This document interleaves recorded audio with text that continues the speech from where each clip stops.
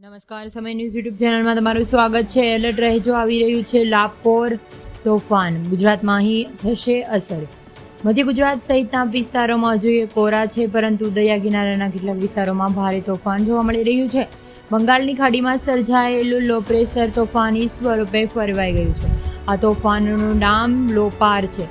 ઓડિશા, આંધ્રપ્રદેશ કિનારા સહિતના વિસ્તારો પર લોપાર તોફાન ત્રાટકી રહ્યું છે. ત્યારે બંગાળની ખાડી પર સર્જાયેલું આ લો પ્રેશર શુક્રવારે ઓડિશા, આંધ્રપ્રદેશ કિનારા પર તોફાનની સ્વરૂપ રહ્યું છે. હાલમાં આ તોફાન જગન્નાથપુરીમાં 50 કિલોમીટર દૂર છે. તમને જણાવી દઈએ કે આ તોફાન આગામી 24 કલાકમાં નબળું પડી શકે છે અને 2 થી 3 દિવસ સુધી સામાન્ય સ્થિતિમાં વરસાદ રહેશે. હાલમાં વરસાદી માહોલ છે અને 5 દિવસમાં દેશમાં જુદા જુદા વિસ્તારોમાં હળવા મધ્યમ વરસાદની આગાહી કરવામાં આવી છે. 21 જુલાઈથી ગુજરાતના આખા અને 22 જુલાઈથી સૌરાષ્ટ્ર કચ્છને જબરદસ્ત વરસાદ પડશે. તમને જો મારો આ વિડીયો